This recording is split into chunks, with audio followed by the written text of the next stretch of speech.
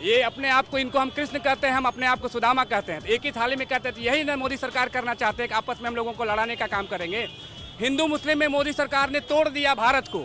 अब प्रयास कर रहे हैं कि जाति जातियों में बांटकर जो साथ में घूमने वाले छात्र थे यूनिवर्सिटी में, उनको तोड़ने का प्रयास करेंगे। आज ये लोग विरोध कर रहे हैं। मैं अपने साथी को कहना चाहता हूँ कि ये चुनर धानी धानी भूल जाते, पुरवा की रवानी भूल जाते। अगर हमारे तरफ विश्वविद्यालय में घुट घुट के जिंदगी बिताई होती तो आज सारी रंग तलानी भूल जाते। हाँ, ये बात सही है कि हमारे मित्र है, ये सवर्ण है, ये झा है, ठीक है, ब्राह्मण है, मैं यादव हूँ। इन्होंने सही कहा कि हम लोग साथ में खाते हैं, उठते बैठते हैं, ठीक है। लेकिन मैं ये भी कहता हूँ कि अगर इनकी कोई व्यथा है तो उसको सरकार कंसीडर करे, संशोधन करे। लेकिन इस बिल को पूरी तरीके से आप कैसे गलत करार कर देखिए, भाई ने अभी बताया कि रोहित भाई के बारे में बताया, ये चीजें सिद्ध नहीं हुई है कि जनरल समुदाय किया है। जनरल समुदाय को डायरेक्ट टारगेट कर लिए, पहले से बना दिया कि यही ही दोषी है। क्या यूनिवर्सिटी में जनरल ही एक दूसरे को पोक करता है? कोई और जाति एक दूसरे को पोक नहीं करता है? तो पहले से ही मान लिया कि जनरल दोषी है। यूजीसी कानून को लेकर बवाल मचा हुआ है। कोई इसका समर्थन कर रहा है, कोई विरोध कर रहा है। कल पटना के गांधी मैदान में जब हम पहुंचे थे तो टीआरई 4 को लेकर के एक सम्मेलन हो रहा था, जहां पर तमाम छात्र नेता छात्र एक साथ आए थे और सरकार से टीआरई 4 में 1 लाख से ज्यादा वैकेंसी की मांग की जा रही थी। उसी भीड़ में शामिल हमारे साथ 2 युवा हैं। आपका क्या नाम है? जी, अमन कुमार यादव। अमन कुमार है। आपका क्या नाम है? अनुज पराशर। कल का अगर आप हमारा वीडियो देखेंगे बिहार तक पर, ये दोनों युवा साथ थे और साथ में टीआरई 4 की वैकेंसी की मांग कर रहे थे। अभी हम यूजीसी कानून पर दोनों का तर्क लेंगे, दोनों से बात करेंगे कि ये समर्थन करते हैं या विरोध करते हैं। क्या नाम है आपका, फिर से बता दीजिए। अनुज पराशर। अनुज पराशर जी, यूजीसी कानून में जो संशोधन किया गया है, इसका आप समर्थन दे रहे हैं या विरोध कर रहे हैं? देखिए, यूजीसी कानून के हम सपोर्ट में हैं, लेकिन जो चीजें कुछ चीजें अमेंडमेंट किया गया है, जो चीजें चेंजेस किया गया है, उनके हम खिलाफ हैं।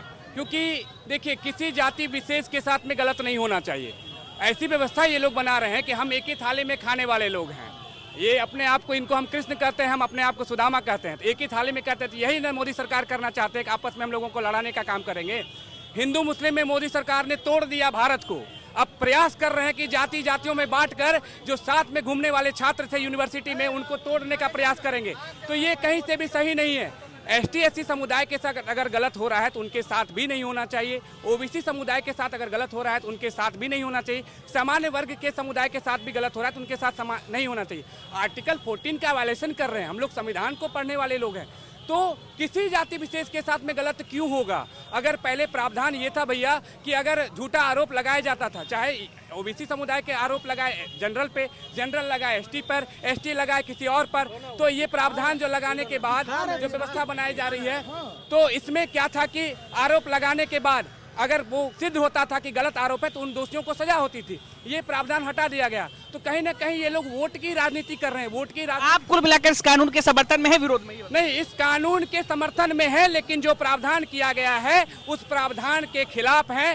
सबको समानता का अधिकार होना चाहिए। आपका क्या राय है इस मामले पर? देखिए, मैं इस पूर्णतः इस कानून का समर्थन करता हूँ। समर्थन के कारण भी मैं गिनाऊंगा।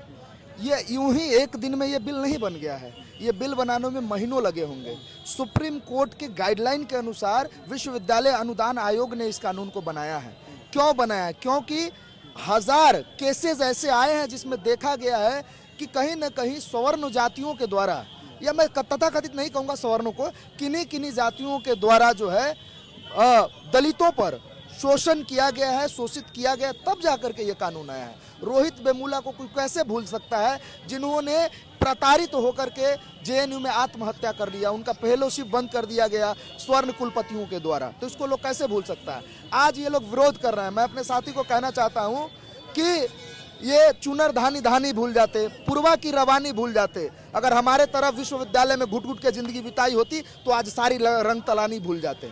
इनको क्या लगता है कि मैं कहता हूं कि भैया ये कैमरा लगा हुआ है, कैमरा क्यों लगाया गया है? सुरक्षा के दृष्टिकोण से लगाया गया हुआ है। जिस कैमरे से उसी व्यक्ति को डर हो सकता है जिस व्यक्ति ने चोरी करने की मंशा बनाई होगी। तो आज इस बिल से उसी व्यक्ति को डर लग रहा है जो गलत करने की मंशा से सोच रहे हैं। हाँ, ये बात सही है कि हमारे मित्र है, ये सवर्ण है, ये झा है, ठीक है, ब्राह्मण है, मैं यादव हूँ। इन्होंने सही कहा कि हम लोग साथ में खाते हैं, उठते बैठते हैं, ठीक है। लेकिन मैं ये भी कहता हूँ कि अगर इनकी कोई व्यथा है तो उसको सरकार कंसीडर करे, संशोधन करे। लेकिन इस बिल को पूरी तरीके से आप कैसे गलत करार दिए जाते हैं? इतने लोग आज पुतला जला रहे हैं। 5 कानून हमको बता, 5 नियम बता दे भैया इसमें सारे चीजों का कंसीडर किया गया है कि 5 सदस्यीय कमेटी होगा। उस कमेटी में आरक्षित कोटा और अनारक्षित के सभी लोग होंगे। फिर डर कैसा? आप तमाम विश्वविद्यालय में देख लीजिए, चाहे पाटलिपुत्रा विश्वविद्यालय हो, पटना विश्वविद्यालय हो, उनके वीसी कौन है, उनके प्रोक्टर कौन है, उनके कुलपति कौन है? ये सब वही लोग हैं जो ऊंचे ऊंचे जातियों से आते हैं। तो फिर डर कैसा है? कल तक मोदी जी इनको लिए मोदी जी थे, हिंदू राष्ट्र थे, हम लोग हिंदू थे, ओबीसी नहीं थे। लेकिन आज जब बिल आया तो इनके पेट में ममोरे उठने लगे और हम ओबीसी। भाई क्या पेट में ममोरा? देखिए, भाई ने अभी बताया कि रोहित भाई के बारे में बताया, ये चीजें सिद्ध नहीं हुई है कि जनरल समुदाय क्या है। जनरल समुदाय को डायरेक्ट टारगेट कर लिए, पहले से बना दिया कि यही ही दोषी है। क्या यूनिवर्सिटी में जनरल ही एक दूसरे को पोक करता है? कोई और जाति एक दूसरे को पोक नहीं करता है। तो पहले से ही मान लिया कि जनरल दोषी है और लोग दोषी नहीं हो सकते हैं। तो दोषी जो हो, जैसे इन्होंने कहा कि यूनिवर्सिटी में ज्यादा से ज्यादा लोग जो है बीसी है जो उच्च जाति के हैं। अगर उच्च जाति के लोग हैं, अगर नियम को तोड़ कर गए तो उनके खिलाफ भी मैं आपके साथ खड़ा रहूंगा। वो 2 साल के लिए 3 साल के लिए आते हैं, ये प्रावधान हमेशा के लिए अभी बना है। नेक्स्ट प्रावधान कब बनेगा? अंकित भाई, मैं एक बात बस पूछना चाहता हूँ, क्या इस बिल में कहीं ये लिखा हुआ है कि ये बिल सवर्ण के खिलाफ है, स्वर्ण जातियों के खिलाफ है? कहीं भी लिखा हुआ है तो आप जो कहिएगा मैं यहीं पे कान धक्का उठक बैठक करने के लिए तैयार हूँ। इस बिल में कहीं नहीं लिखा हुआ है कि ये सवर्णों के खिलाफ है। हमारे साथी दिखा दे कि लिखा हुआ है सवर्णों के खिलाफ है। कहाँ लिखा हुआ है खुले तौर पे कि सवर्णों के खिलाफ है? नहीं लिखा। फिर सवर्ण क्यों कह रहे हैं कि ये बिल हमारे लिए बेकार है, हमारे लिए खराब है? हाँ, पढ़ के बताइए। मैं पढ़ के मैं पढ़ रहा हूँ। पढ़ के बताइए। यहाँ क्या लिखा हुआ है देखिए।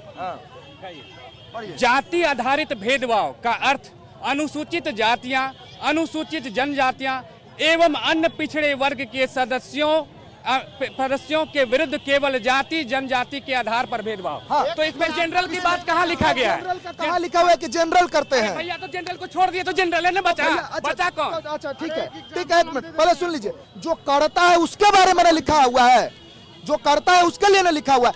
अब मेरा दोस्त जनरल है, मैं ये मेरे साथ करेंगे तब ना मैं कहूंगा कि हाँ अनुज पराशर ने मेरे साथ भेदभाव किया, मेरा शोषण किया है।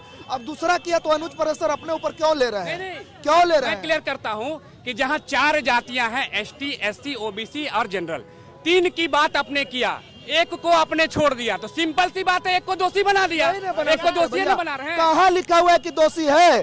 अच्छा, जब आप नारा लगाते थे कि कर पूरा छोड़ कुर्सी उठा अस्तूरा, उस समय आपको बहुत मजा आता था। जब आप नारा लगाते थे कि बीए में पास करेंगे, कर पूरी को करेंगे, उस समय बहुत मजा आता था। लेकिन किसी व्यक्ति ने ये लगा दिया नारा कि तिलक तराजू और तलवार इनको मारे जूते 4, तो आप खूनी जंग खेलने लग गए। क्यों? आप आज कहते हैं कि हम मोदी सरकार को उखाड़ के फेंकेंगे। 10% की रिजर्वेशन आपको मिला, हम लोग खुशी से स्वागत किए।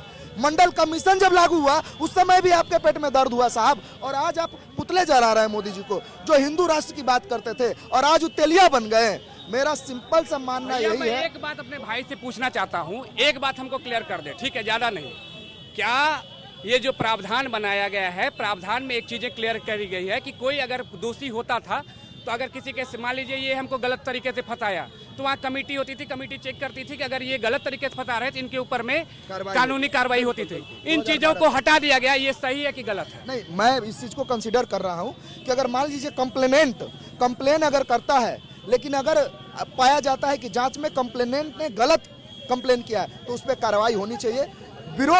विरोध अपनी जगह, समर्थन अपनी जगह, लेकिन अगर किसी भी साथी, चाहे वो सवर्ण साथी हो, चाहे जिस समुदाय को, अगर उसके साथ गलत हो रहा है तो वो गलत है। मैं ये बात इनको जो हटाया गया है, इनको जोड़ना चाहिए कि नहीं? हाँ, बिल्कुल, मैं कंसीडर कर रहा हूँ। मैं तो कह रहा हूँ कि अपने सवर्ण साथी, दोनों भाई गले मिलिए, पहले आप लोग दोस्त हैं, साथ आप लोग कहते हैं। चलिए तो देखिए, ये वही दोनों लड़के हैं। एक लाइने मैं जोड़ देता हूँ, कौन कहता है हम अलग हैं, कौन कहता है हम अलग हैं, हम साथ में रहने वाले हैं। होली, दिवाली, ईद, दशहरा साथ में मनाने वाले हैं। माना बटे हुए अलग जातियों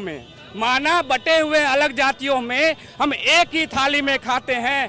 कौन कहता है हम अलग हैं? हम हर एक कौर साथ उठाते हैं। चलिए देखिए, यही जाहिर सी बात है, बहुत सुंदर कविता जो है उन्होंने सुनाई है। और विचार अलग हो सकते हैं, अपने अपने तर्क अलग हो सकते हैं, दोस्ती जो है वो बरकरार रहेगी। और कल हमने देखा था कि TRE 4 की जब बात आई तो सब साथ थे। आज यूजीसी को लेकर के आपस में भिड़ रहे थे, हालांकि दोस्ती बरकरार है। दोनों ने अपनी अपनी बात रखी है और लोकतंत्र में अपनी बात रखने का सबको अधिकार है। आप क्या सोचते हैं, आपको क्या लगता है? आप वीडियो में कमेंट करके जरूर बता सकते हैं। अनिकेत कुमार, बिहार तक, पटना।